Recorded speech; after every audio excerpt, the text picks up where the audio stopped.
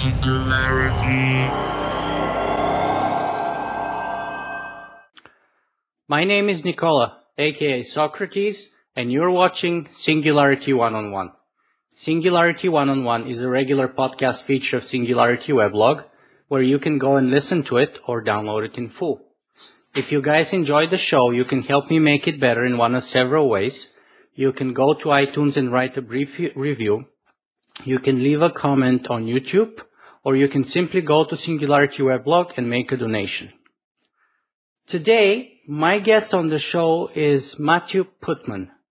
Now, Matthew may be actually the most eclectic guest that I have ever had on Singularity One-on-One, because he is all of the following things. So Matthew is a PhD in applied mathematics and engineering. He's a professor at Columbia University. He's a Thiel Fellowship mentor.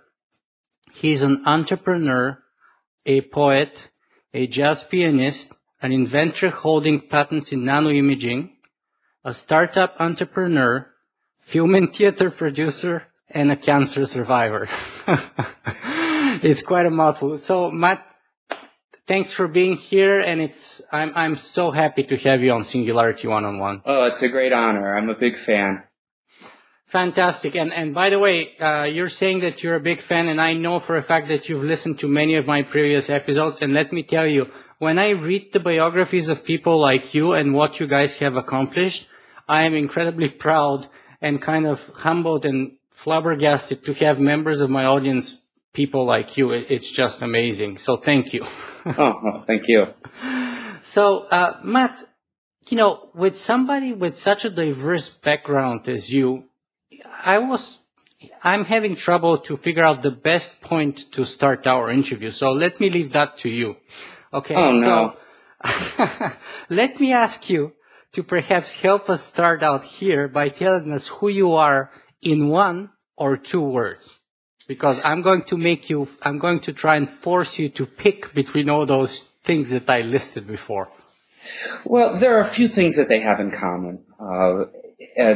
None of them are things you can measure in quality necessarily, but I think that I'm a producer. So whether it's producing companies, whether it's producing theater, whether it's producing an invention, I do like to think of myself as producing something.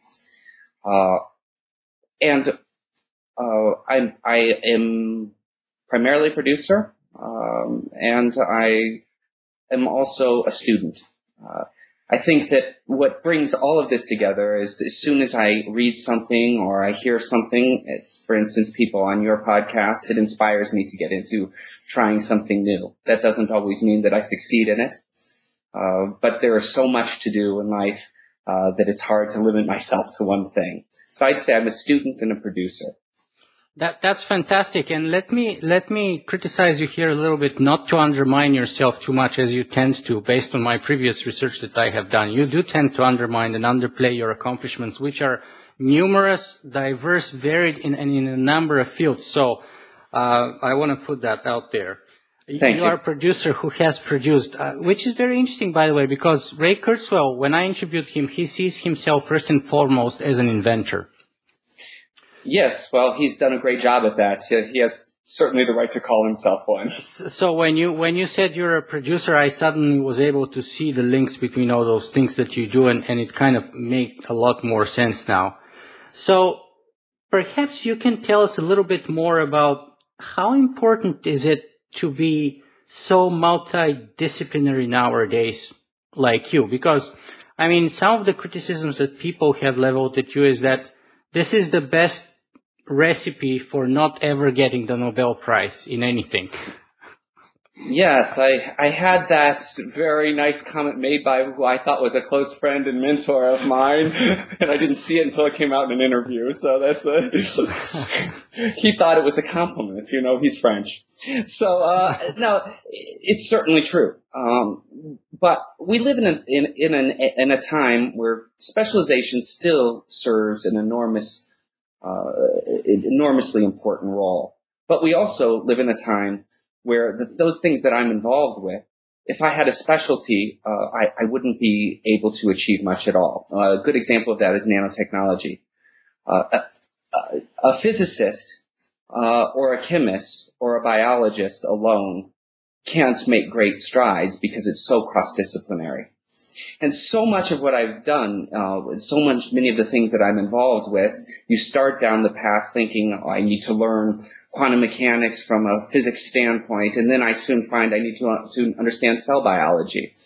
So no matter how hard I would try to be specialized in anything, those things which interest me inevitably lead to cross-disciplinary studies and cross-disciplinary activities. And I think that people are finding themselves with that all the more. And we're lucky because we have technology to aid us in those things that we're not terrific at. Do you think that whether we like it or not, whether French experts like it or not, the future is one of being much more disciplinarian than the past?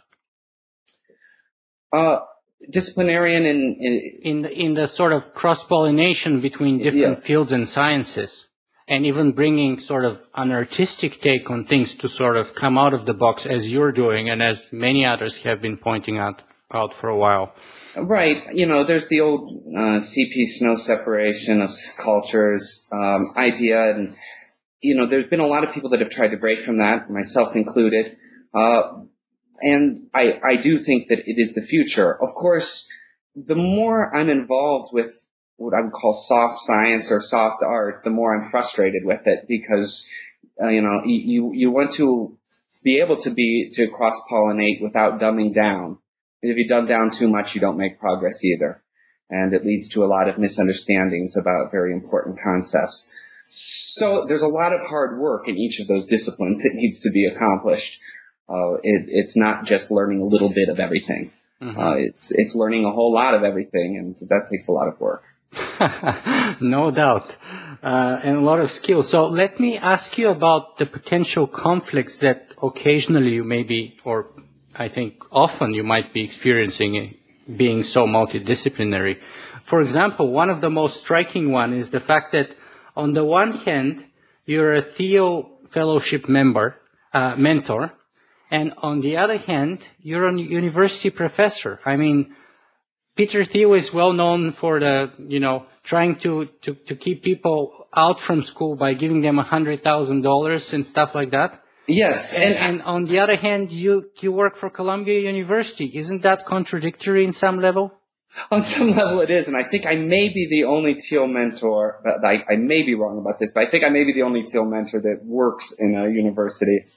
I would say that I'm not particularly tied to the necessity to go to university.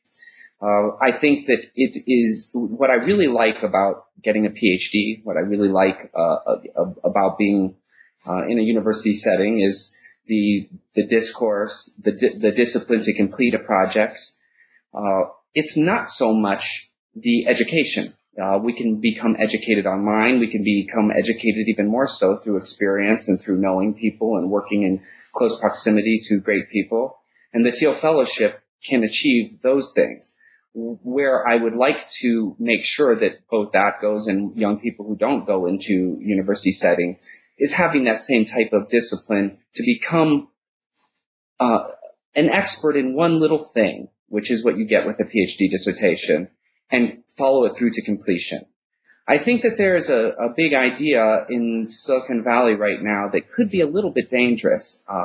And I'm not saying, certainly the Thiel Fellowship does not promote this because Peter and these guys like big ideas. Mm-hmm. So they're not part of this per se. But there's this idea of the lean startup, which you might have heard of with Eric Ries, and this idea of fail fast and fail often. Mm-hmm. And of course, I've failed fast and failed often plenty in my life.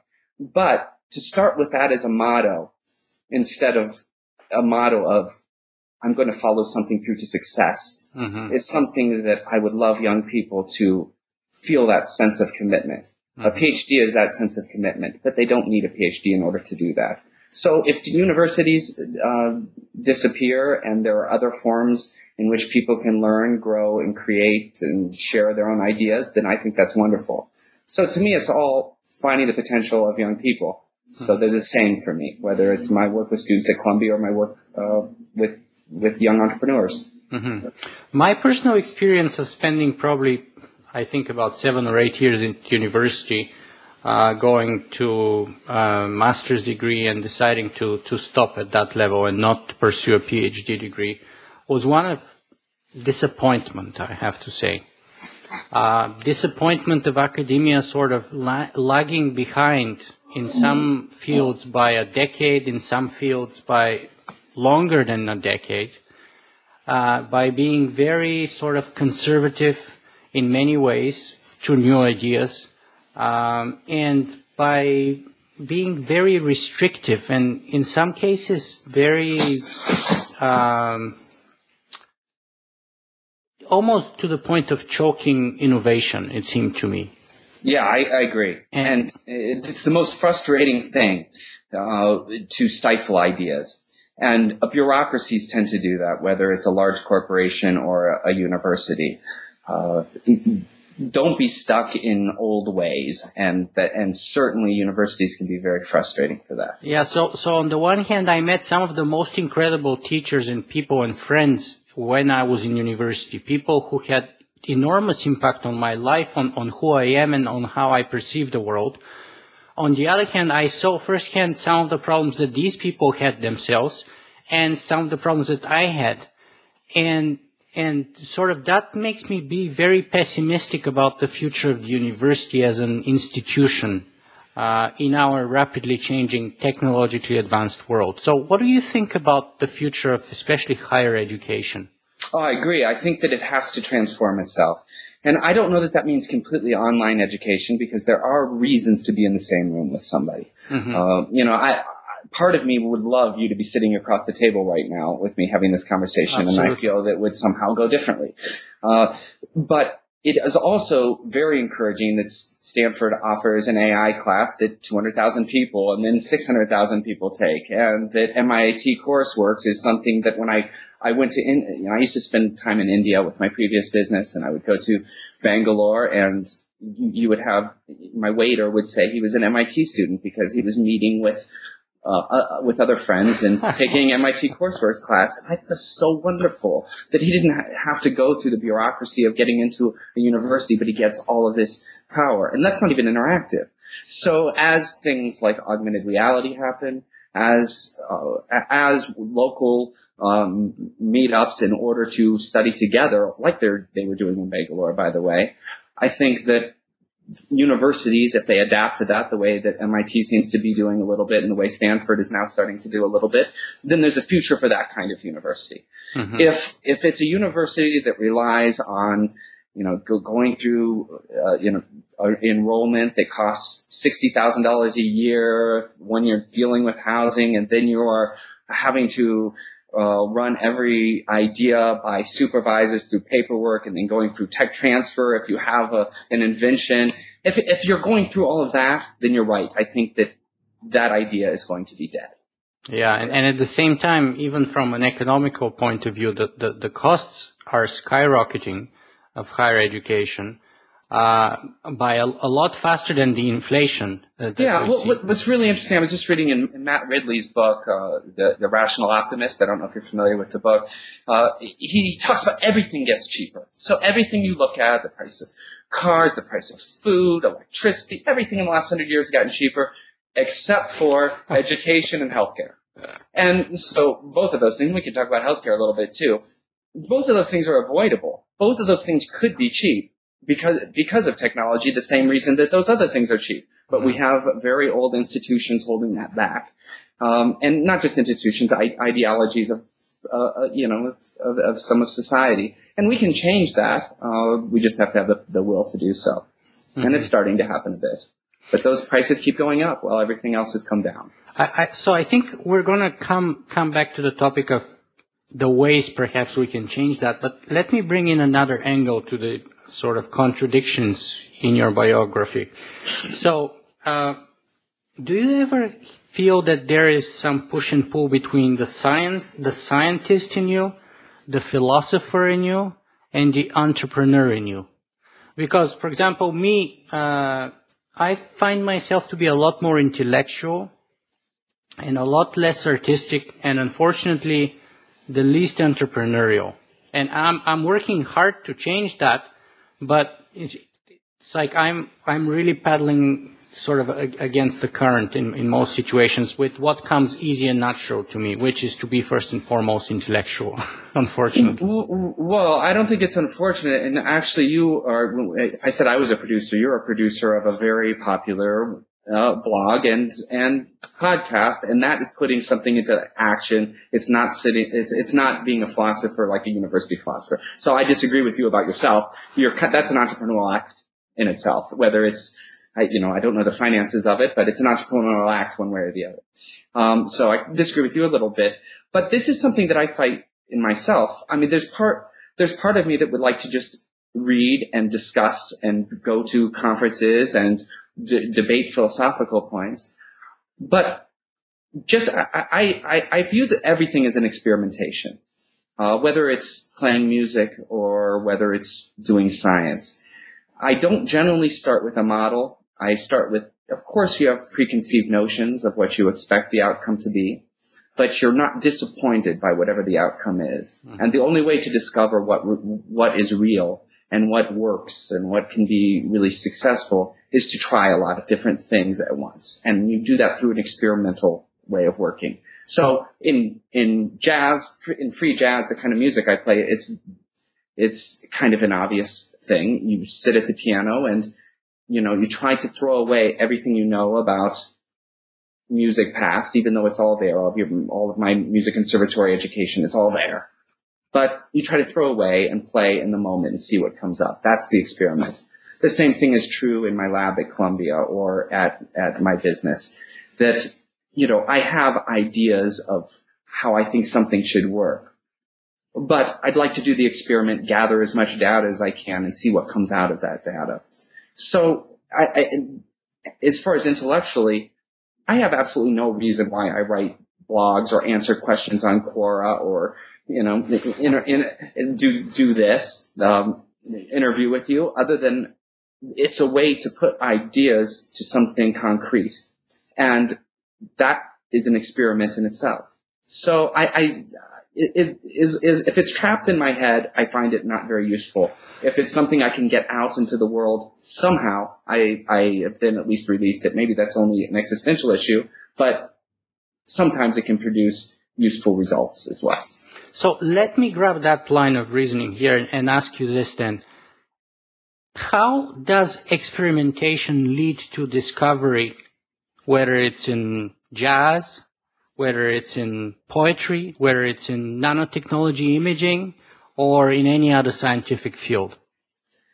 Yeah, I mean, those are all a little bit different. So they're all experimentation, but it's hard to make one generalized statement about discovery and all of those. But what generally happens, one thing I can generalize, is what you leave after doing the experiment. So after you've written a poem, after you've played a piece of music, after you've run 50 tests, 100 tests, and plotted the data, when you leave that day, what you think that you have discovered is only the tip of the iceberg.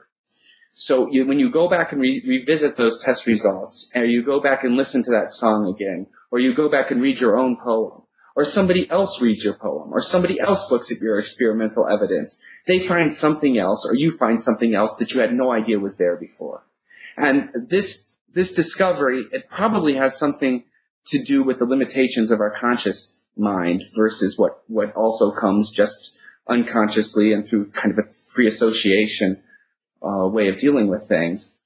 But it's always exciting to see what you can produce if you let go and just give it a shot. And you can continue to discover years later. I had somebody recently with Poets House here in New York, which is a poetry nonprofit, who read my poetry book, who emailed me, and she was speaking about a family member of hers who had cancer and how a certain poem touched her. And it was of course, very, very moving to me. The things that she got from this were not things I even had in mind. But when I reread it with this in mind, I saw that there was something unconscious about that. And she was not wrong. She wasn't pulling something that wasn't there. It's just something I didn't even realize was there yet. So you can continue to dig into the data. The same thing is true if you're accumulating a lot of data from research. Wow, that's an amazing example of how you can connect with people at a deeper and unconscious level that you only can realize retrospectively after that it happened. It's amazing. Probably it's a terrible place to move on a little bit to our conversation more to the scientific matters of discussion. Great. No, that would be great. But let's do so. And I want to ask you first, what exactly is it that you do in Columbia University? Well, there are two things I do. The one thing I do that probably gives me the most pleasure is I teach. So I teach one class a week. It's 2 days a week, but it's one class. And this semester I'm teaching undergrads, which I really like. So that goes back to our conversation. I try to bring them a less theoretical approach to science, trying to give them an idea that even with an undergraduate degree, whether they go on to grad school or not, they can apply this right away. And I show them the most exciting new technologies. I try not to put stuff in my slides that's over 5 years old because I want them to see what's going on now, not just what went on in the past. So that's the working with students is the most exciting thing. The other thing is a lab that I have, which is a polymer and nanofillers lab. So we mix soft materials with nanofillers to do some, I think, really interesting things. The main work that we're doing now is on a regenerative bioscaffold. So things that were normally done with nature, with biological components. It's all nature, of course, but with biological components, we're trying to create synthetically so that it can be scaled. So regenerative medicine for building regenerative scaffolds has enormous promise and is already being done. It won't be commonplace that we can all get a new organ and we can print it or grow it at home until it's scalable and reproducible. And the way I think you do that is you do it synthetically. And so that's a big part of what we do in my lab. We work with new materials like graphene as well. So we try to take the newest materials and combine them with something very old and very ubiquitous, which is polymers. Is that the subject that your course is about with the undergraduate students that you mentioned? It's not about biology specifically, so it's about new processing techniques for semiconductors and for polymers. So while we talk some about very old things like how to make a tire, because it's actually a very complex thing making a tire. It's a huge engineering feat that people don't appreciate. So there is some of that, but mostly I speak about things like biosensors and flexible electronics, regenerative medicine. So things that are outside of normal undergrad coursework that can ignite the imagination of students of where they may be able to innovate. And so that ties very much into the lab work. So perhaps we should just zoom out for a second here and talk about your definition about what nanotechnology is. Yeah, I sometimes I think nanotechnology has to do with engineering at the nanoscale. So, nanotechnology, and this was a little bit of the issue, Bill Clinton and then followed by Bush had a nanotechnology initiative where nanotechnology was funded, but it wasn't very well defined what nanotechnology was. So we all struggle with the definition of what nanotechnology is. Because we've been working with things less than 100 nanometers. We have been since the beginning of time. I mean, humans have always worked with very small molecules, whether they're breaking up particles to make stained glass windows or whatever. But it's the ability to control it that I think makes it nanotechnology. The idea that it's not just random chance, but although I do like dealing with randomness, but that we know that we're dealing with something less than 100 nanometers in size, or in that scale at least, to exploit the amazing properties or different properties that you have when something is of that size. So that can be material science, life science, or neuroscience, not limited to one particular discipline. So then the next term that we have to lay out is nanotronics. What is nanotronics? Well, Nanotronics is a company that I started. This is not a completely unusual story, but I started this company because I saw a limitation in the market, and also a limitation with what my previous company that was called TechPro could do, which is that we could only handle imaging down to just around a micron, so not in the nanoscale. Yet it was important to engineer in the nanoscale. And one thing that I've said that nanotechnology has not existed for very long, even though I would go to labs and I would see wonderful things. If there is only a 1 square millimeter of nanotube, that I don't call that a technology. That's a scientific curiosity. When you can scale it and it's inexpensive to scale it, then it becomes a technology. And one of the major things is that if you can't see it, you can't scale it. And so using atomic force microscopy is very interesting because you can see very low, very small features. Using optical microscopy is very intuitive, and you can use interesting image processing. So if we take the combination of those two, we can look at the entire range from the low nanoscale through the micron scale, and then all of a sudden you have a device that allows you to image across a very large range. So that's what the company set out to do. It's really a enabling. It's a software. We use some machine learning, some image reconstruction, and some general optics in order to be able to image in a very intuitive way on the nanoscale. So your personal inventions that you hold patents for, are they in the field of mathematics or are they in the field of optics or both?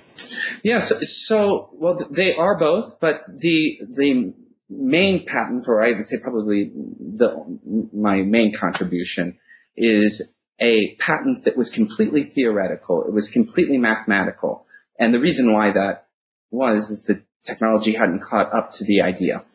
And I have to say, I know that you know Ray Kurzweil very well, and of all of the brilliant things he said, the thing that sticks with me most, he says, invent for 5 years in the future, or something like that. Yeah. This, I think, is something everybody should take with them if they're going to be an inventor. No reason to invent for the past or the present, to invent 5 years out. And this is what this patent was. It was a way to reconstruct images at a very small scale. And when I invented it, terabyte storage wasn't something that was readily available. Sensors on cameras weren't good enough. So it was just a a theoretical idea. Now it's possible. And now, anybody can buy a terabyte of storage for very cheaply at Radio Shack. I just bought a couple today. So all of a sudden, these things that were very futuristic and mathematical and theoretical, and even when I was doing this, this is not something that's feasible. Now it's commercially available. So it was mathematics, and now it's engineering. And where does the optics part come in it? Well, I don't actually know anything about optics, although I have been very drawn to optical microscopes, as everybody in science and technology is. For the hundreds of years that optical microscopes have been around, they have been a fascination just the same way that telescopes have been, because you can immediately see it, and you can immediately manipulate it. Whereas using electron microscopy or even atomic force microscopy takes a lot of expertise and a lot of time. Mm-hmm. So, and also it goes against some of our intuitions if you don't actually see it and process it. So optics are interesting to those of us who have eyesight. Maybe a different way would be interesting for those who don't have eyesight than using optics. So that has been interesting to me. And any invention I have, I think, are just incremental improvements to what already existed. Mm-hmm. Nothing special in optics. I see. Well, I think it's an important part of the whole, though, because, one of my newer artistic endeavors that I've started probably in the last 3 or 4 months is I started getting very, very interested in photography. Oh, cool. And I just fell in love with it, and I really enjoyed it. It makes me very happy. But that's the moment when I realized the importance of both the computer end of thing in terms of the processor to capture the object, then the processor to process the information that's been captured. But before that even, the optical elements required in order to focus that data, which is usually in the form of light, that comes to that process. So are you superseding that process, the optical part in your... No, it's super important, and it's actually has always been interesting to me. I used to do lighting design for theater. I've always been interested in lighting and optics. I remember reading a book about filmmaking by Sidney Lumet, and I was more interested in how he described the different lenses that were used to make a movie, and how you do a long shot versus a master shot, and how you adjust for lighting conditions than I was how he worked with actors, for instance. Mm-hmm. That was what was really fascinating to me. Mm-hmm. Now, a real part of the convergence of what we do, image processing alone wouldn't do it. We move through 4 different types of lighting conditions in one test. We use something called bright field and dark field, something called DIC. We use different angles of incidence to get different types of lighting conditions. We use different objectives for different magnifications. All of this is extremely important and really fascinating to me. But without that convergence, there's plenty of software packages out there. It's the convergence of being excited and interested and following and understanding a little bit about optics and being able to then understand about image processing that makes it unique. So let's extrapolate a little bit more about why is it important in your view that we are able to take pictures and do in-time live imaging of objects at the nanoscale? Why should we care about that? Why is it important for you? It's important to me in both a technological way and a purely exploratory way. The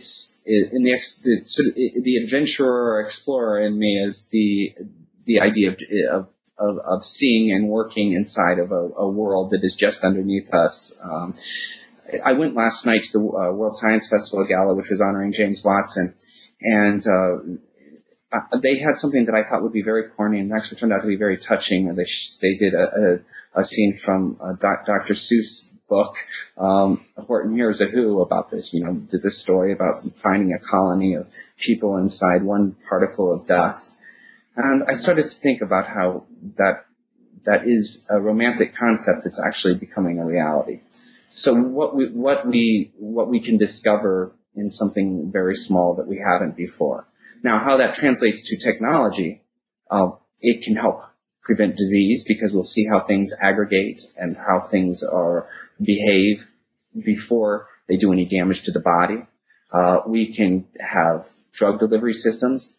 We can have things the size of cells so that you can, replace damage in the body. You can have materials that have superconductance. You can have metamaterials that have a refractive index that can make things invisible to certain types of electromagnetic waves.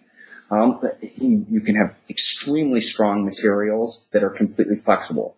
I love the idea of a flexible world. Things are still too rigid for me.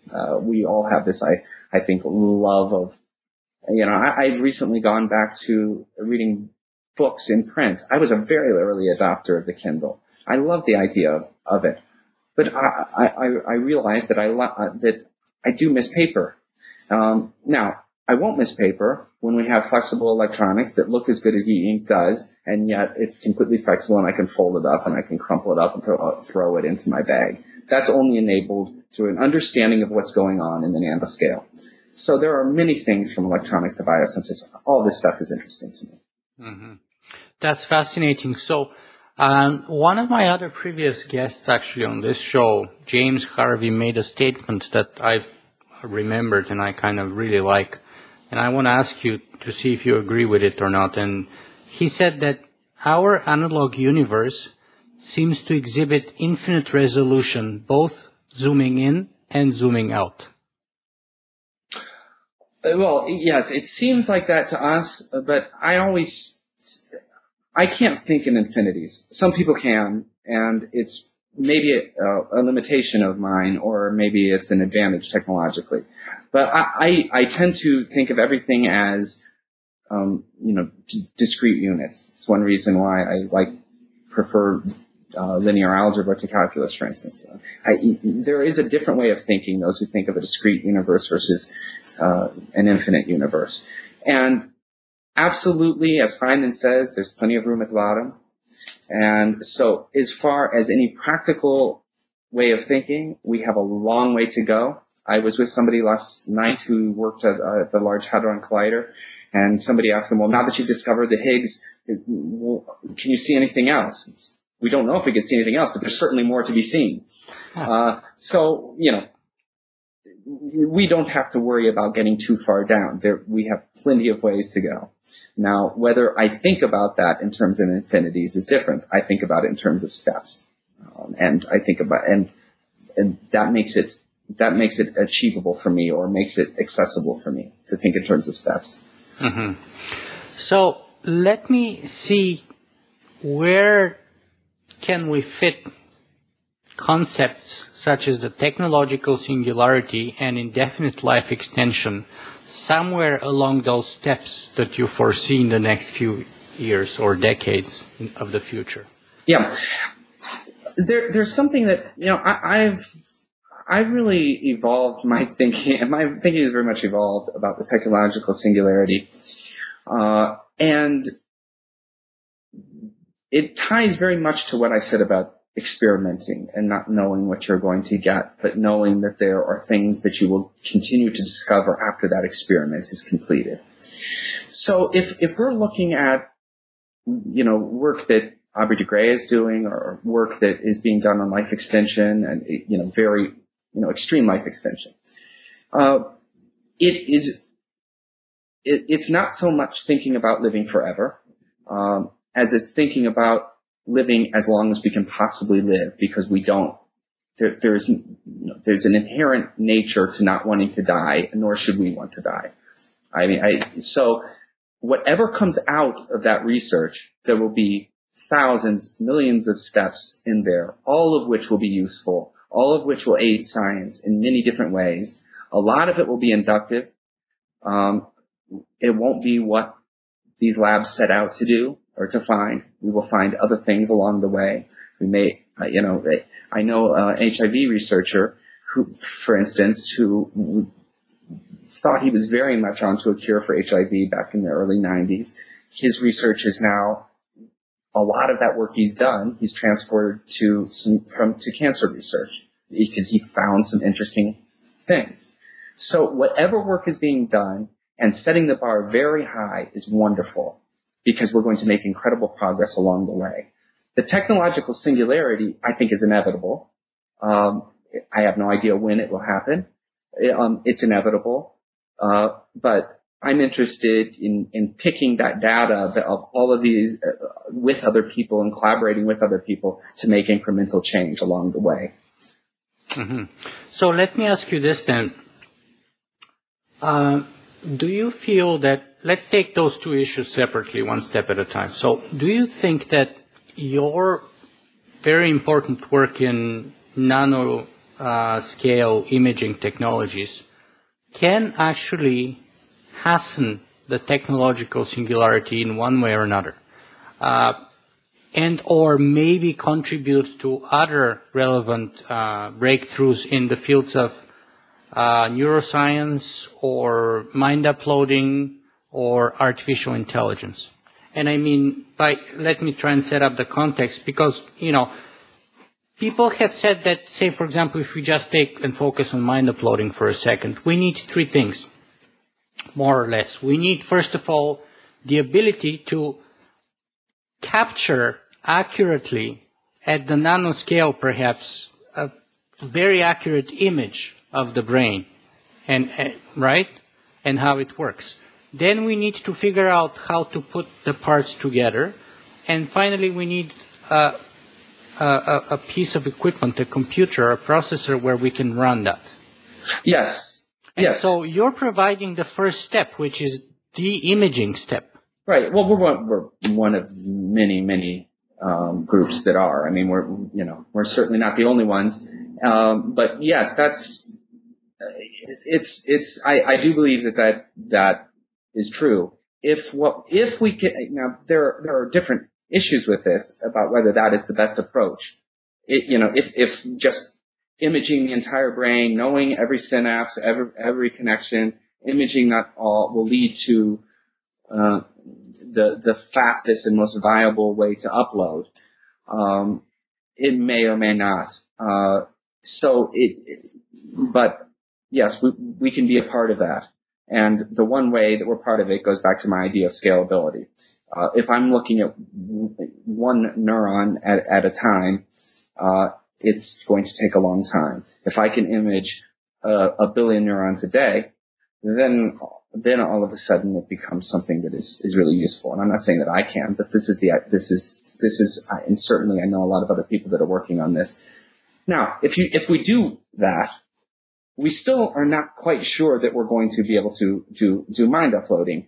Can we upload can we do uploading of C. elegans even with their 360 neurons or whatever they have, just because we know where they are and how they're firing? I don't think that we can. So this is where AI becomes very interesting. And one of your guests was Gary Marcus, who did the Kluge. Is that right? Yeah. I think set an excellent stage for the idea that our focus shouldn't be entirely on the neuroscience, the beauty of neuroscience, because there's a lot of waste and there are a lot of problems that evolution is built in, and we can skip a lot of those steps. And AI allows us to skip a lot of those steps. And we can do things a lot better with computers and through imaging algorithms, for instance, than the brain can do. Now, how that all ties into consciousness and identity, that's an issue that unfortunately nanotronics is not working on, but is certainly of philosophical interest to me. But I was reading an article in the New York Times about comparing one of your company's products, which, if I remember from the top of my head, the default situation right now, if you want to scan the brain of a mouse, for example, would take you about a day per slice. And one of your products had the ability to do 3 slices for 15 minutes or something like that. Oh, more than that. So we can look at, I could look at 12 slides with 4 slices on it in a matter of, even when that article was written a year ago, we can now do this in a matter of 3 minutes. Oh, wow. So now what you do with that information then becomes the tricky thing. Mm-hmm. So in that particular case, what we're looking at is neurogenesis in the hippocampus, which is to do with formation of memories and whether you can continue to build memories late in life, which now they think you can. And we're also looking at how toxicity affects that rate of change. So we can learn something very specific that way. Now, this is something where inductive experimentation will lead to really good results, I think. If the more people that are running tests like that, whether it's run with my equipment or run with somebody else's equipment, or the more we can start digging in to see what that means beyond one specific application.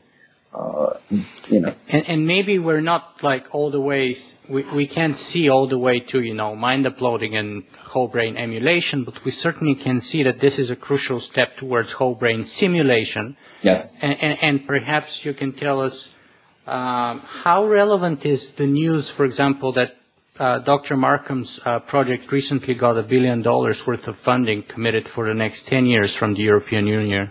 Well, and also the new brain project here in the United States. By President Obama, yes. $100 million, if I remember. $100 million now, but it'll be billions in the end. And I think that I have mixed feelings about it, quite honestly. I think it's really important work, whether it's best done by the government or not, is a question. But I don't mind the government spending money on it because it will spur competition. So just the way the Genome Project got Venture involved and increased it by a few years and got that completed because of the few years, it raises awareness, gets a lot of people competing with it in it. I think that it's wonderful for that reason.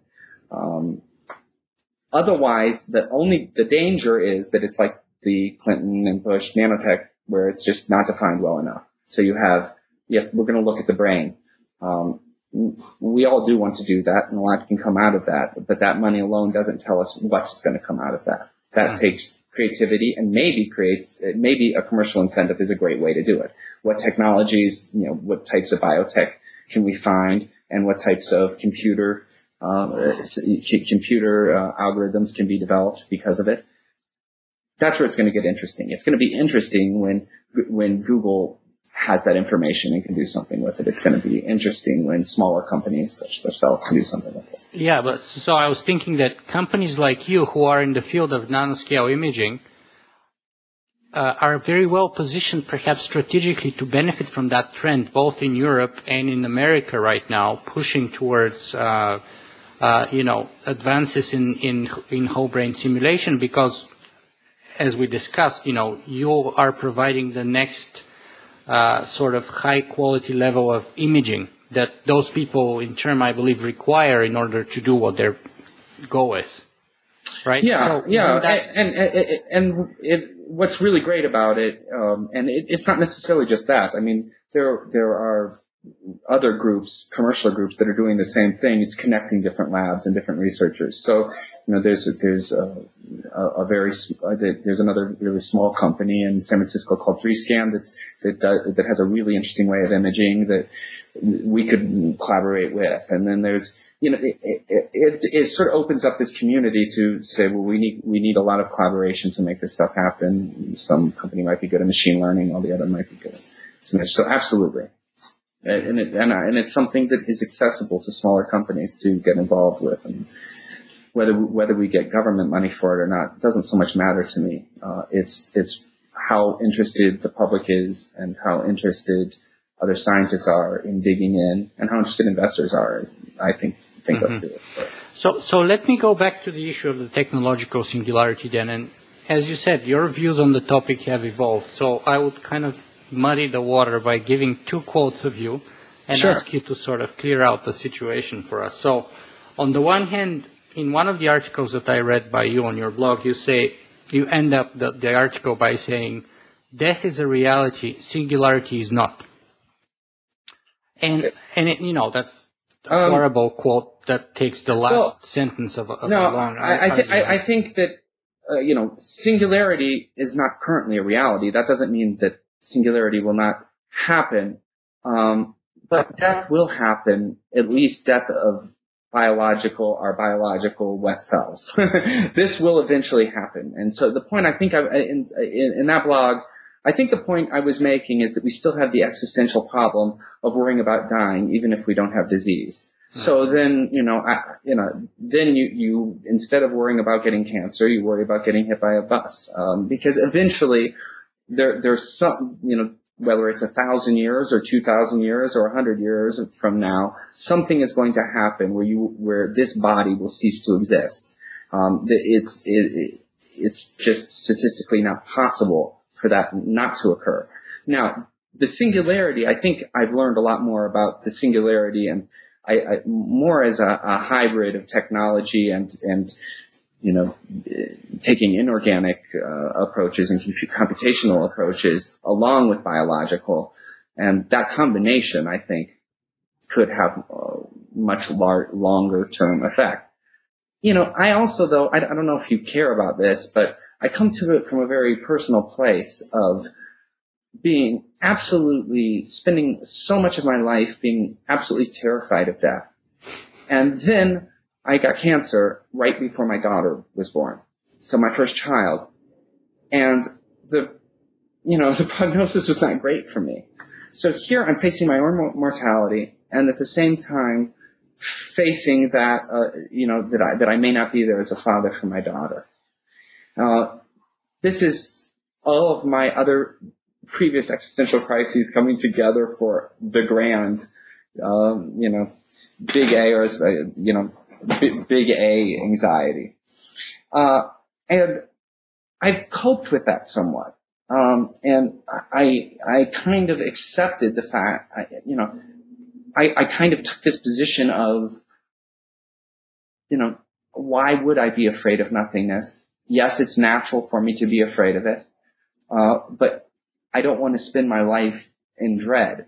So as we're working for technological advancement, which I think is wonderful, I don't want to get into any type of delusion or which will eventually lead me to fear again if I think that I've avoided death and then something scary like this occurs again. So there's a little bit of self-protection, but there's also a little bit of, I feel a little bit of intellectual honesty with facing mortality, as hard as it is. Mm-hmm. Well, do you think that, one of the articles about you that I was reading said that you were given about 50-50 chance of survival, when you were diagnosed with that cancer, which is not very good odds, I would say. I mean, it depends. It's a point of view, but for me, if I'm given that, that's basically like flipping a coin. It was. It was absolutely flipping a coin. And it's, and that kind of uncertainty is incredibly hard to deal with.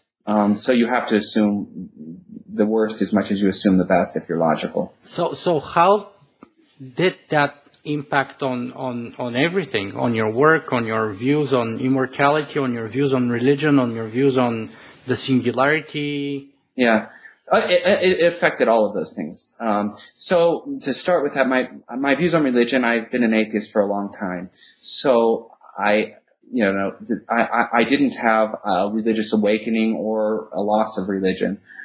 I had that when I was 14 years old, when I went and saw a Samuel Beckett play called Endgame and left in absolute horror when I realized, when I was faced with this idea of eternal nothingness and a world without me, the ultimate egotism. The 14-year-old that still lives on. I remain kind of a Woody Allen-esque view on this for the rest of my life. But so religion had no effect. I didn't believe in God then, and I don't believe in God now. Creatively, it strangely opened me up a lot because I got rid of a lot of fear of that. So I would have never thought of writing a poetry book. I've been writing poetry my whole life, but I would have never thought of publishing it. And I submitted to some journals and got these published. I would have never done that because I never considered myself a good poet. But then I didn't care. I wanted to get it out there. I could be dead. I might as well get it out there. What do I have to lose? Nothing could be as bad as being diagnosed with cancer. So creatively, it did great things. And also, there was a kind of interesting sequestration of just being able to be as mobile as I was before. I used to travel a lot. I used to stay active all the time. So I avoided existential issues by doing all the time. And I still do. And obviously, as you could say, by all those things that I'm working on, I'm sure some of that has to do with avoiding the tough questions. But when I couldn't go anywhere, I had to channel it somewhere. And I channeled it into this, what eventually became the work for the super resolution that has to do with that eventually became my company, my poetry book. And I started playing a type of music that was completely expressive of what I was going through. And I had never realized I had the potential to do that. So creatively, it was very good for that. With the singularity, I didn't think about the singularity at the time. It wasn't, I was much more, I was actually looking at philosophy from a completely different angle. I was reading Heidegger and I was reading Sartre and I was trying to look at the philosophers who dealt with crises and death. And I would recommend Epicurus and absolutely. Lucretius, especially Lucretius, De Rerum Natura, has fantastic quotes on death. Oh, well, Epicurean philosophy, by the way, was hugely important to me. I should have mentioned that right away. This letter that he wrote on his deathbed, where he would write letters to his friends thanking them for having been in his life, nothing to fear. I mean, those are the models of where you want to get to. It's absolutely remarkable. So first thing I wanted to do when I went to Athens is try to get a sense of this conflict between Plato and Epicurus and what these different schools of thought about death. And I was very interested in that. So I wasn't thinking about the technological singularity, even though I was creating a technology that just happened to be this super resolution, which in the end could have something to do with the technological singularity, strangely, but it wasn't on my mind at that moment. So let me ask you this then, and that may be a tough question to stomach, but let's see. Despite of the recent revelations about Lance Armstrong's performance-enhancing drugs, I've read his book, It's Not About the Bike, because, I've had an indirect experience with cancer when I was 13. My mother actually had a long-standing fight with cancer for probably 7 years. And finally, at about 38 and a half, she passed away. She had limbic cancer. So sorry. And she went through everything, through radiation therapy, through chemotherapy numerous times. She lost her hair. She lost her teeth. She was in horrendous pain, so she had to take enormous amounts of painkillers. It was very tough. Anyway, but then I read Lance Armstrong's book called It's Not About the Bike. And in retrospect, he says in that book that cancer was, in retrospect, the best thing that ever happened to him. Now, looking back at your sort of creative flourishing and the way that you found courage to publish your poetry, to go and do your music, to discover the inventions that you did and stuff like that, do you think that in a way that was blessing in disguise, or that's far-fetched? Well, life gives you what it gives you. There's nothing special about my place. The universe doesn't care about me. And if that's what happens, that's a part of my experience that, I don't regret. It's, now, would I want to do it again in order to become more creative again? Absolutely not. But there's something interesting with this Lance Armstrong thing that you bring up. And, I've sort of railed against Lance Armstrong because that book had a big effect on me too. I mean, it was very inspirational to me, and he turns out to be this enormous disappointment, just doing whatever he could and hurting people or lying and doing everything to get to the top after that. This is a danger that I think is not just because maybe he has some personality flaws, but there is a danger to the urgency that you feel after having cancer that I think it can actually be dangerous. And, he stepped over people and hurt people in order to win with the knowledge that life is short or whatever. I certainly can't speak for what was going on in Lance Armstrong's mind. But I have to balance that kind of urgency with what Peter Thiel always says. I really like. He says, do things that are long term. Life is long, and I think that goes so counter to that feeling of urgency that you have to create after you've been sick and you think, I'm certainly going to die in the next couple of years, so I've got to get everything done. And I think probably the more healthy attitude is the Peter Thiel attitude, and the less healthy attitude is the Lance Armstrong attitude.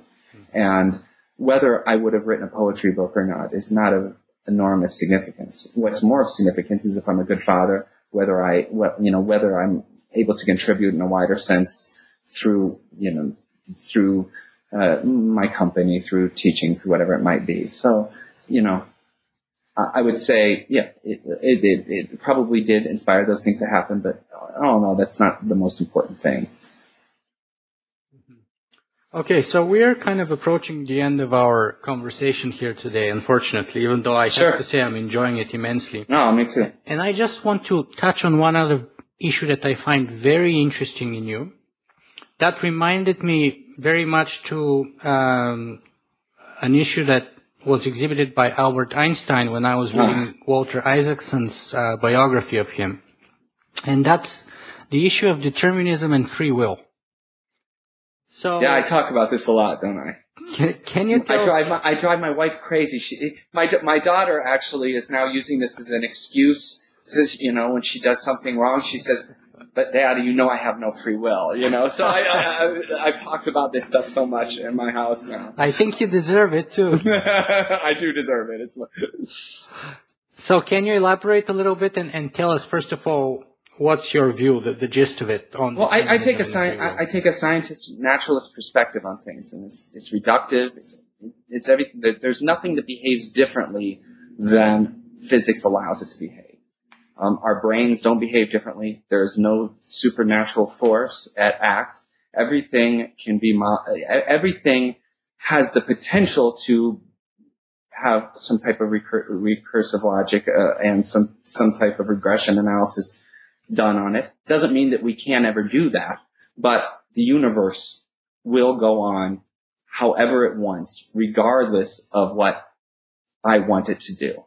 I have no power over that. I have no power over myself.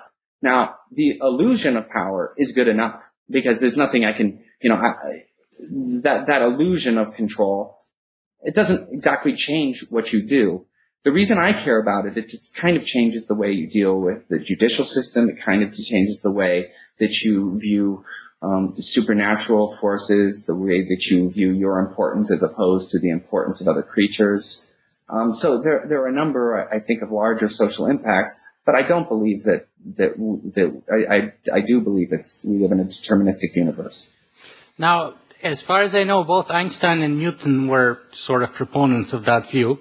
And I think it was Newton who said that if you know all the position and the direction and the mass of all the atoms of the universe, and then, you have an impact, then you'd be able to deduce everything that happens in the universe after that point, based on that previous information. But, don't you think that this would have, and you just mentioned, but how do you deal then with the issue of ethics then and personal responsibility most of all?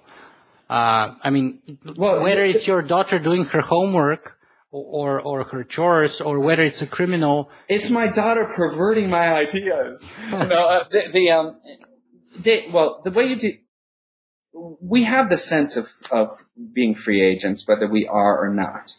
Now, that sense is, all that really matters as far as, how, I am still have the sense of choosing. Now, how we deal with that, I think, has to be dealt with more compassionately than we currently do. I think a punitive justice system, we should address the fact, and, people have dealt with this in neuroscience. David Eagleman's dealt with this a lot lately in talking about how different lesions, if you have a lesion in a certain area, you are predisposed to be a psychopath. You get rid of that lesion and you no longer are. Now, if courts don't take that into account, then you're treating everybody as if in a very inhumane way. So should people be incarcerated? Absolutely. If you're a danger to society, you're a danger to others, you should be taken off the streets. But punitive actions for the sake of either vengeance or because you think somebody is a bad person, I think they don't have that control in that sense. They were determined to do that. So you have to deal with more compassion. That doesn't mean that you don't jail somebody. It doesn't mean you don't tell your daughter to do her homework. The feeling of agency is always there. But the reality is that we are humans and we are natural beings determined to make whatever mistakes we're going to make. Mm-hmm. That's a fascinating topic, and I'd love to talk more about it, but unfortunately we're really running out of time. Sure. Let me ask you the last two questions, which is, the first one is, where can people find more about you and your work? What's the best place?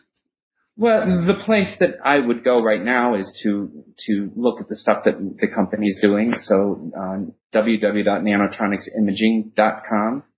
If people want to see what I'm doing, to see some of my artistic work and some of my scientific publications, I have a website which is matthewcputman.com. And from there you can find links to some essays I've written to the blog that you referred to, which are really more essays, and I don't write it regularly, but you can find links to all of that stuff. You can listen to some of this crazy music that I do.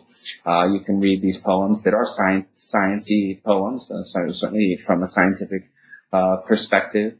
Mm-hmm. Isn't artistic endeavor, be it music, be it poetry, a great example of, exhibiting free will. Well, it's an example of... I just couldn't resist asking that. I'm sorry. Well, it's funny because we call it free jazz because you are, Precisely. But the thing is that when it actually feels exactly the opposite. When you're playing free jazz, you have no idea where it's coming from, But that has nothing really to do with the philosophical point. But it's not contemplated. So you're playing and you're actually surprised to go back and listen to who you were, So it doesn't exactly address the philosophical point, but the freedom is an unconscious freedom, completely unconscious. So you do feel almost as if you're acting on your own, without acknowledging your limbs doing it. What the Zen Buddhist monk would say, spontaneously. Exactly. No, exactly right. Mm-hmm. Exactly. Okay, so Matthew, please, let's finish our interview here with my last question, which is, do you have a single message that you would like our viewers and listeners to take away from this interview with you today?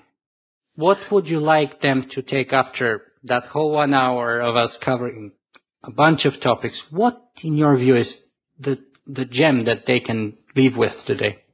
Well, it may go back to your first point that, I have a bio where I've done a lot of things. Don't be intimidated to jump into the future.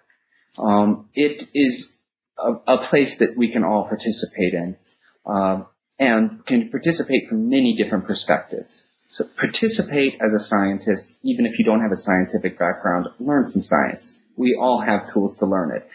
Try music. If you don't know how to play, beat on the keys. You'll find something interesting. Experiment and inductively go back and find what information is there, even if you didn't know before. Matthew Putman, thank you very much for being with us today.